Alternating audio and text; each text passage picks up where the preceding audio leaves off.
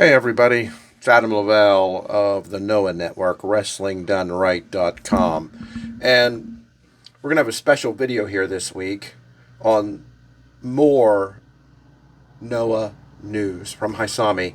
Now the reason this is happening is because whenever I dropped episode 5 of Mount Ararat Podcast, Hisame had not released her newsletter as of yet, and that isn't on her, that's on me. I wanted to get the podcast out as quickly as possible. If I would have waited until this time to put the podcast out on Wednesday, as I originally announced it would be put out, then I could have included this newsletter in the podcast.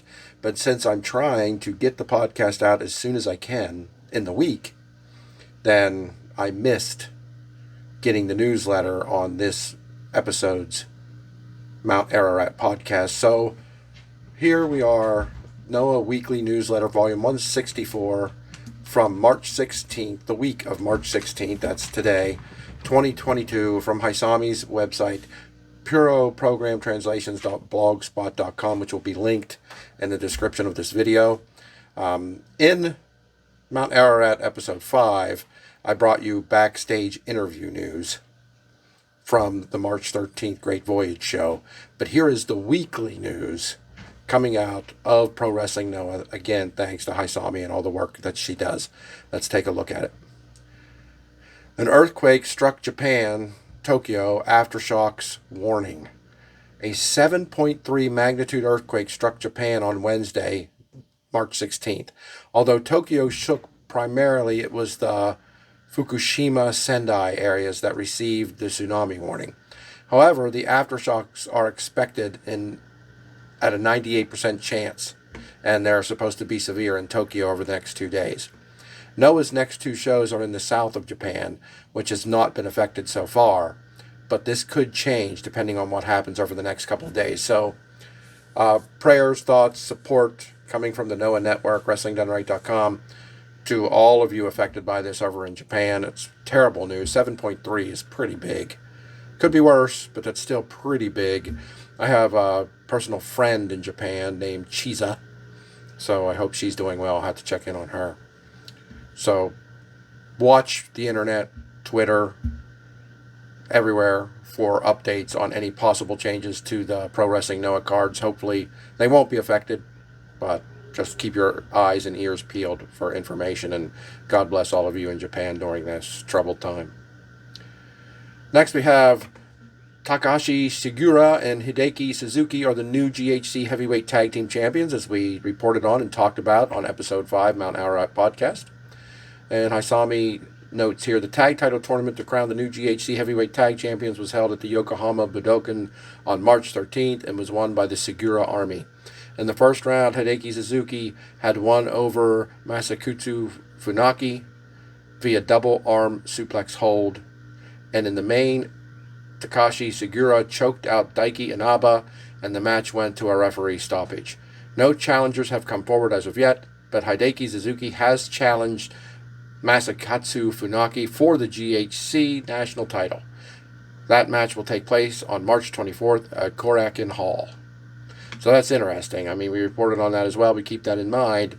Hideki Suzuki and Sugi won the titles, the tag titles, but because Suzuki took out the national champion, he's now challenging him for that belt. Masakatsu Funaki, challenging him for that belt, and that will happen on March 24th. We did not preview the March 24th show, as the next Mount Ararat podcast will come out just before that, so we will preview that on episode 6 of Mount Ararat Podcast. As for the 3 losing teams, Marufuji lost to Daiki Inaba, who reversed the Shiranui to pick up the win for himself, and Kaito Kiyomiya, sorry for the pronunciation. Inaba has asked for a singles match with Marufuji. Marufuji has granted it, but said nothing about it. This isn't a good sign for Inaba, as Marufuji likes to talk about everything. As for Kaito Kiyomiya, he has gone back to training like a fury. Kongo, or Keno in particular, did not take their loss well. Keno has seen to be berating Masakatsu Funaki before he left the ring, leaving Funaki to follow on far behind. We noted that in episode 5 of Mount Ararat Podcast as well, that Kano was clearly, it didn't come to blows or shoving or anything over the top, but he really was not happy losing that match and really did get on Funaki about it pretty seriously. And while they didn't leave completely separate, there was a large gap between them. I noted as well, Hisame says it's not a good thing that Marufuji's not talking about his upcoming singles match with Daiki and Inaba. Look, I'm telling you, keep an eye on Marufuji. That loss really rocked his world. And I think you're going to see a different Marufuji coming up. I really do. I really do. And I think Haysamia even hints at that. She's not going to be as bold as I am. I mean, based on what I know of her and what I read, she doesn't really go out on a limb and risk looking foolish, with like a bold prediction. And I'm willing to risk that. If I'm wrong, I'm wrong, and I'll admit I'm wrong. But again, I'm not saying Marufuji's going to turn heel and be like a bastard, but I think you're going to definitely see a more aggressive side. And I think the match, and I hope it's more than one, the match between Marufuji and Daiki Inaba is going to be must-see stuff. Could contend for match of the year. I think it's going to be that good. I really do. Hisame again talks about the M's Alliance announcing their hiatus after their loss in the tag tournament. Naomichi Marufuji announced that the M's Alliance were going on hiatus. The reason was not the loss exactly, but more the fact that they were so fractured. Keishi Muto is long-term injured. Masato Tanaka is doing his own thing, chasing the GHC heavyweight title. Yuko Miyamoto has gone AWOL. Like, where's he at? I have no idea. Apparently no one does. And Jurina Matsui is not around. He's also missing. They will regroup when they're all back together. So when all these wrestlers are back in Noah and clearly visible and clear part of the roster, they'll regroup is what they're saying. Symbolically, Marufuji and Masaki Mochizuki put their M's Alliance armbands on the floor and walked off. I mean, that almost seems like more than just hiatus, but we'll see. Kazuyuki Fujita and Masato Tanaka. Kazuyuki Fujita made a dignified entrance for his first appearance as the GHC Heavyweight Champion. Winning that title really has humbled this man. He was also wearing green. The one and only pre-match between them ended in a stalemate after Fujita pinned Yoshiki Inamura. Afterwards, he bowed to all 4 corners of the ring, leaving the one where Tanaka was standing on the apron until last. When it came to that, Fujita, deliberately as Tanaka suspected, backed himself into the corner and bowed. He ignored Tanaka. Tanaka even tried to get his attention. Fujita ignored him at first, then turned and bowed. Tanaka's face had a big "really" written all over it as Fujita took the belt and slowly left the ring. So, I'm telling you, Fujita is a changed man here. He's still part of the Segura army, and I'm not out here to say he's the most wonderfully honorable man in the world of wrestling, but he definitely has been humbled and definitely is making an effort to be a respectful, honorable, kind of look up to kind of guy as the GHC heavyweight champion. It's clear that he is. And Tanaka took that as disrespect. I don't agree with Tanaka here. I don't really think he was disrespecting him. I think he was just trying to be honorable, not acting like a fool. I think Tanaka wanted to brawl or get in a shoving match or something, and Fujita, as the GHC, the Global Honored Crown Champion, really didn't want to stoop to that level, at least so it seems. It could be a head game, maybe. But I'm interested in this new Fujita. I don't know what I think, but I find it interesting. Backstage, he surprised Tokyo Sports, and this is Fujita again, being polite, and Kendo Kashin offered him a beer, which Fujita refused. Kashin muttered that he had become too Noah. This guy's become too Noah. Now, he's not. That's what I'm saying. He's really respectful. Masato Tanaka was not impressed by Fujita's display and felt that he was being made fun of. Again, at this point, I could be wrong. It could be a head game, but I don't think Fujita is making fun of or mocking anybody. I think he's really been humbled on some level. Hisame notes about Eita winning his first Noah Singles Championship, and further woe to the Noah Junior regulars. She writes, the Yokohama Budokan was a good night for Paris del Mal de Japón, but a frustrating one for the Noah Junior regulars. Kotaro Suzuki destroyed Yohei in a singles match, and later told Eita, who is also due to have a singles match with Yohei, that he had destroyed 80%. Nasawa defeated Kotogi in a tag, and Eita took the GHC heavyweight junior title from Daisuke Harada. Eita had initially used his rough style wrestling, eye rakes, and even at one point biting Harada's hand, but the match had settled down, and Eita won with the numero uno, making Harada tap. As Eita celebrated his first win, Harada, for whom was the shortest, it was his shortest title reign. He's held the title 5 times, and he only held the 5th reign for 63 days. His shortest title reign ever. Only said shit when he was interviewed. Eita has no challenger so far, but he has stated that he will not accept challenges from any of Paros del Mal de Japón. Is that going to lead to problems, issues, troubles for Paros del Mal? Some people are probably saying, Adam, you just want to see Paros del Mal de Japón have troubles and issues. You wanted Suzuki to leave the group. I just didn't think Suzuki fit in, but on this show he definitely did. On the Great Voyage March 13 show, he definitely fit in, just destroying, as Hisame notes here, and he did, destroying Yohei. And next up, it's Eita's turn to take a shot at Yohei, non-title matchup. We'll see how that goes, but I really am curious to see what the other dirty dogs feel about Eita saying he will not accept challenges from his teammates. Go Shiozaki and Katsuhiko Nakajima. Katsuhiko Nakajima returns to Noah on September 20th. He is much the same situation that Go Shiozaki was in, returning after injury and following a GHC heavyweight title loss. Shiozaki says that this is the best Nakajima to fight, especially as he is in a bad mood and will have accumulated anger during his absence. Neither of them now have a belt to come between them, so this could be a chance to clear the air. So this match is going to be great. I said I really want to see Nakajima win it. No offense to Shiozaki, who I respect greatly, but Nakajima's he's more appealing to me as a wrestler, as his presence, as his charisma, really does a lot for me. I think Go Shiozaki noting that the best time to face Nakajima is during his anger. He returns angry. And I think he's saying that because he feels he'll be distracted. He won't be totally focused. He'll be too angry about losing the belt. And I hope that's something Nakajima can get past and get past Go Shiozaki as well. Haysamia continues, referee Fukuda to retire. I know who this gentleman is. Okay, he's a longtime referee. I still struggle to pronounce these names. I'm working on it. I hope you see and hear that I have learned to pronounce many of the wrestlers' names much better, and I will learn other things as well. Referee Fukuda, to retire. One of Noah's referees, Akihiko Fukuda, has announced he will be retiring from active refereeing, and I'm laughing at myself.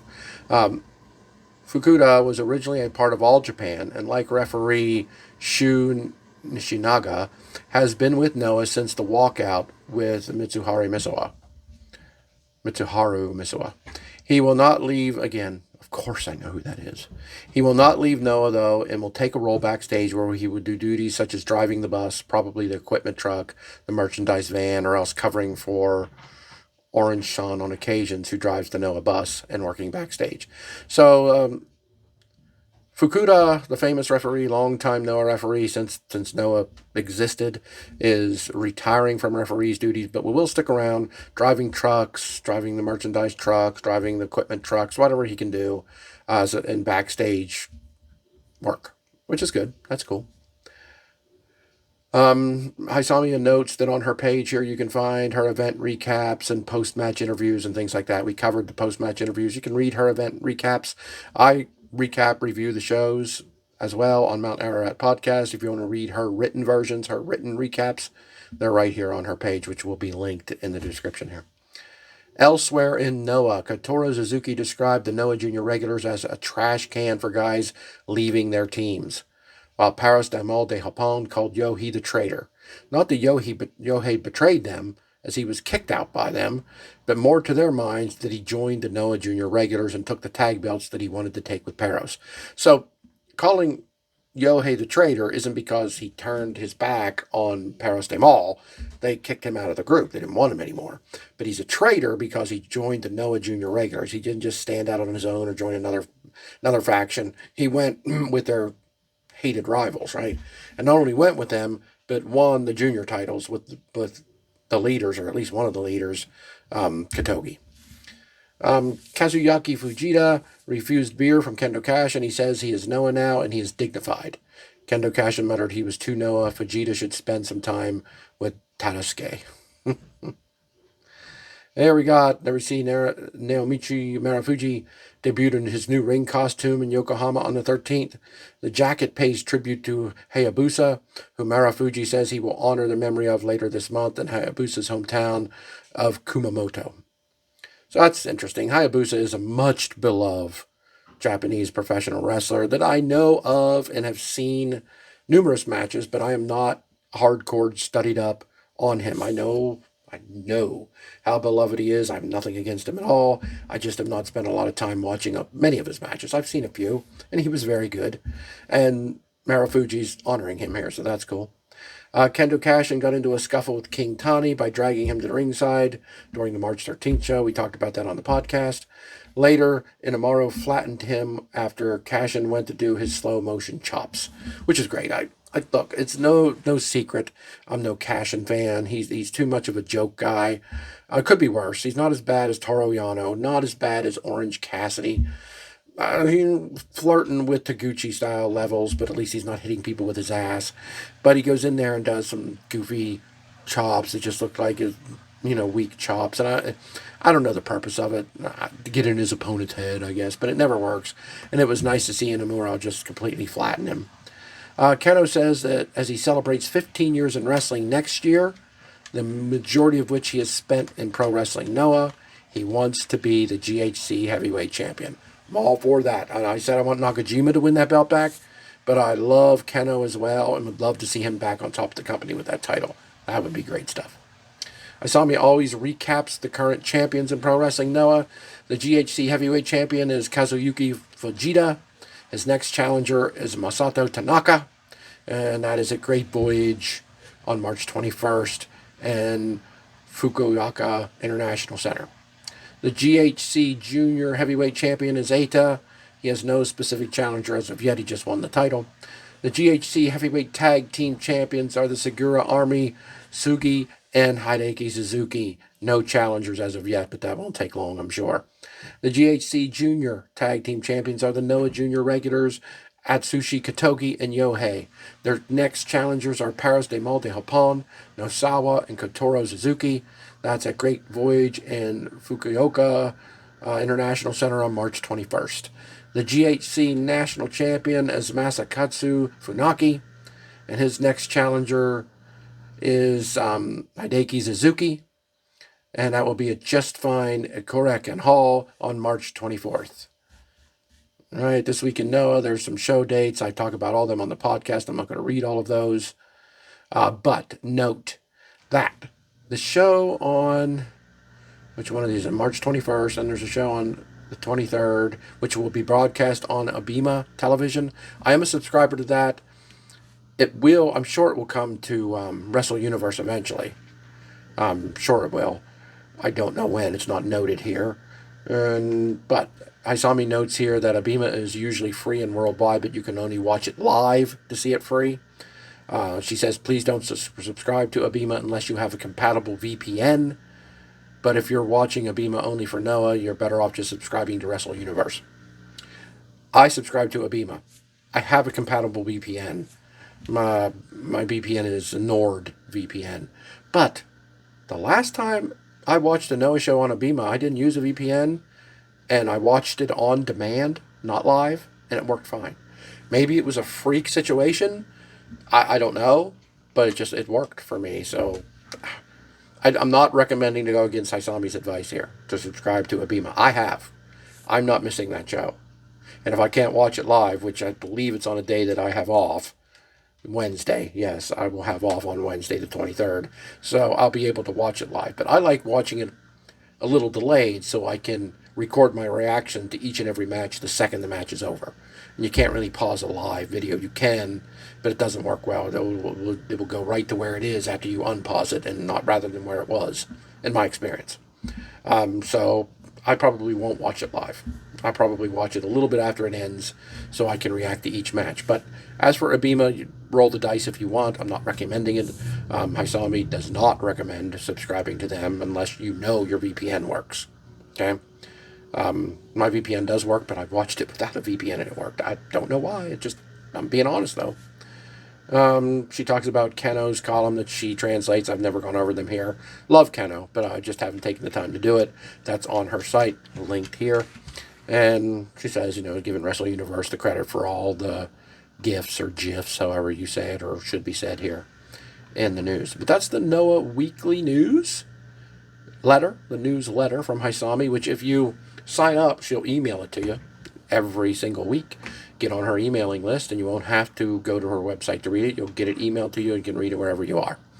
And again, her site will be linked here in the description. So I got to watch Noah the Home Part 2 yet. So I'll be covering that probably tonight, tomorrow at the latest. Posting a video with my reaction and review to that episode, Noah the Home Part 2, free on Pro Wrestling Noah Japan's YouTube page. Just go there. You can watch it yourself. No problem whatsoever. I reviewed Part 1 already. Just go into my videos, and you can find that review of Noah the Home Part 1, Part 2 coming up soon. But there you have it, the weekly news of Noah, behind and in its own separate video, because I released the podcast before Hisame came out with this week's newsletter, because I wanted to get it out there. Do you want me to keep doing that? Do you want me to wait on this? Give me some feedback. But most importantly, subscribe. Please log in with your Gmail account and just simply hit the red subscribe button. All right? Like and share the videos. Ring the bell if you want to be notified every time I upload a video. And they'll just send you a notification on YouTube. Hey, Mount Ararat Podcast has uploaded a new video if you want to check it out. All right? And I'll see you soon to talk about Noah the Home Part 2.